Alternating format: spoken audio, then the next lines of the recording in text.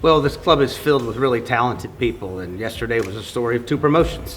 One was Ian Cameron moving into the head coaching spot on the league first team, and then John moving into the technical director spot, a part that he's had a lot of influence on, and we'll grow that and really make it across the entire franchise. So we're very excited for it. I think it's a comprehensive look at one of the things that we can do better.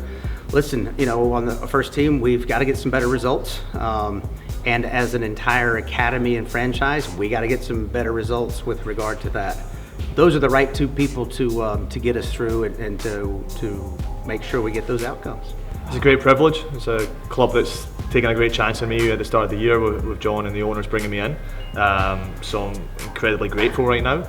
Obviously, with the game on Saturday, the focus is just purely on that. So there's not much time to marinate and think about it too much. It's just prepare the team for Saturday, go and do a job, and then we've got an off week where we can start to maybe do a few more long-term things with the squad. So great privilege, really proud, really happy to be here, and excited.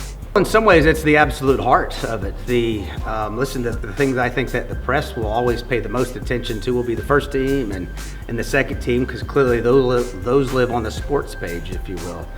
But the academy's the entire corporate body of it. It's our bones, our skin, our skeletons, and our hearts.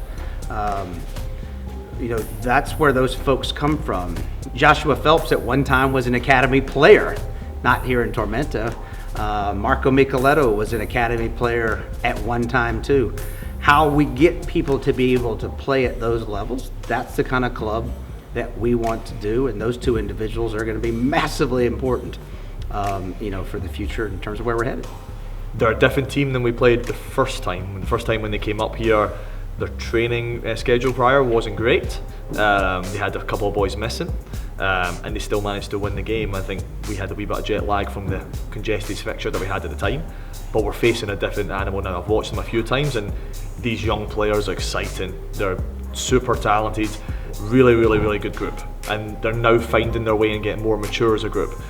So it's a big challenge, but a really good one. I mean, we're going to play against guys who's going to be playing in the MLS in the next couple of years if they stay on the same trajectory. So this is the challenge that we're here for.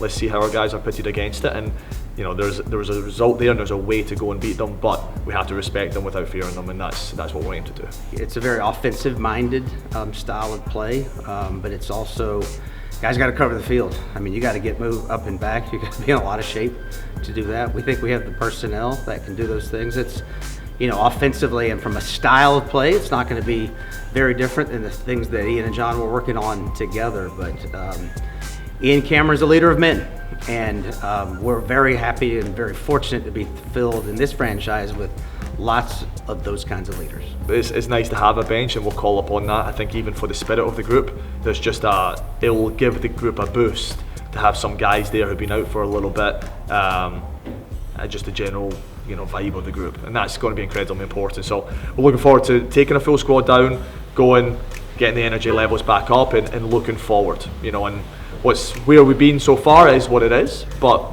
everybody looks forward and tries to get better in those games, and it takes it one game at a time.